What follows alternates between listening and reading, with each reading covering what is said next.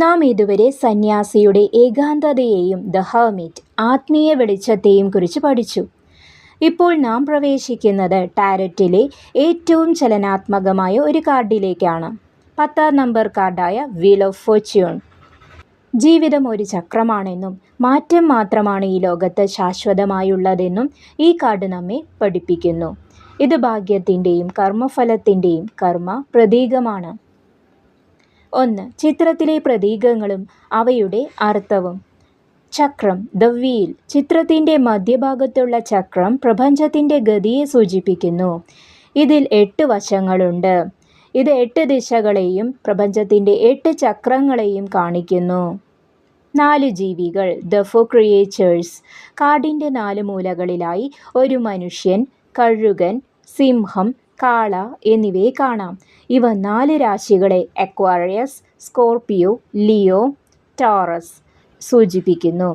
അവർ പുസ്തകം വായിക്കുന്നത് ശ്രദ്ധിക്കുക. മാറ്റങ്ങൾക്കിടയിലും ജ്ഞാനം, നോളേജ് സ്ഥിരമായി നിലനിൽക്കുന്നു എന്നതിൻ്റെ അടയാളമാണിത്. സ്ഫിങ്സ്. ചക്രത്തിന് മുകളിലിരിക്കുന്ന നീല നിറത്തിലുള്ള സ്ഫിങ്സ് സന്തുലിതാവസ്ഥയെയും ബാലൻസ്, നിഗൂഢമായ അറിവിനെയും സൂചിപ്പിക്കുന്നു. ജീവിതത്തിലെ ഉയർച്ച താഴ്ചകൾക്കിടയിലും നാം കണ്ടെത്തേണ്ട ആത്മീയ ശാന്തിയാണിത്. അനൂബിസ്. ചക്രത്തിൻ്റെ താഴെ നിൽക്കുന്ന കുറുനരിയുടെ രൂപത്തിലുള്ള ഈജിപ്ഷ്യൻ ദൈവം മരണാനന്തര ജീവിതത്തെയും പരിവർത്തനത്തെയും ട്രാൻസ്ഫോർമേഷൻ സൂചിപ്പിക്കുന്നു. പാമ്പ്, ദ സെർപ്പൻറ്റ്. ചക്രത്തിൻ്റെ വശത്തുള്ള പാമ്പ് ടൈഫോൺ എന്ന ഗ്രീക്ക് സങ്കല്പമാണ്.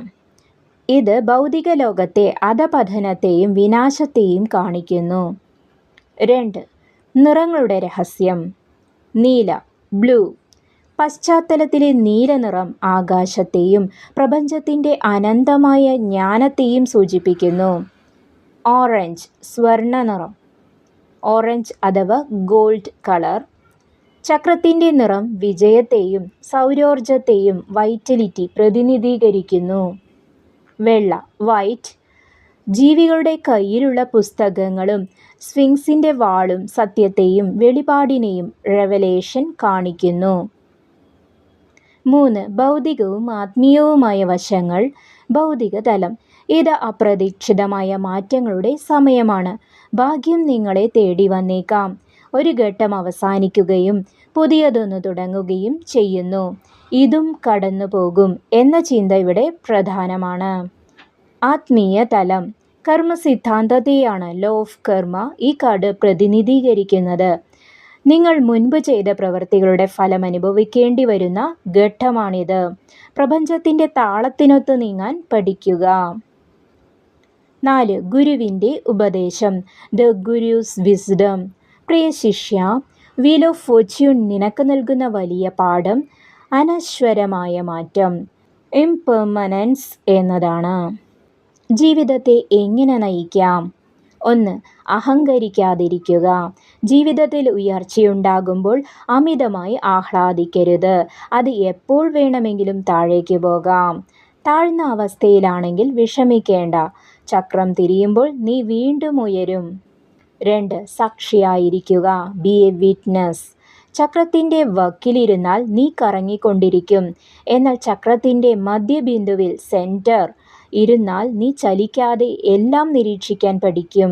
ആത്മീയമായ ആ കേന്ദ്രബിന്ദു കണ്ടെത്തുക. 3. മാറ്റത്തെ സ്വീകരിക്കുക. മാറ്റങ്ങൾ ജീവിതത്തിൻ്റെ ഭാഗമാണ്. അവയെ ഭയപ്പെടാതെ പ്രപഞ്ചം നിനക്കായി ഒരുക്കുന്ന പുതിയ പാഠങ്ങളായി അവയെ സ്വീകരിക്കുക.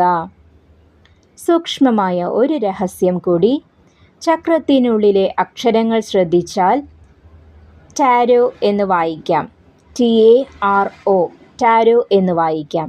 അത് തിരിച്ചിട്ടാൽ ROTA, റോട്ട, വീൽ അഥവാ ചക്രം എന്നും, ORAT, ഒറാറ്റ് എന്നാൽ സ്പീക്സ്, സംസാരിക്കുന്നു എന്നും, TORA, ടോറ അതായത് ലോ, നിയമം എന്നും അർത്ഥം വരും. ടാരറ്റ് എന്ന ചക്രം പ്രപഞ്ചത്തിൻ്റെ നിയമങ്ങളെക്കുറിച്ച് സംസാരിക്കുന്നു എന്നതാണ് ഇതിൻ്റെ നിഗൂഢമായ സന്ദേശം. ടാരറ്റ് എന്ന ചക്രം പ്രപഞ്ചത്തിൻ്റെ നിയമങ്ങളെക്കുറിച്ച് സംസാരിക്കുന്നു.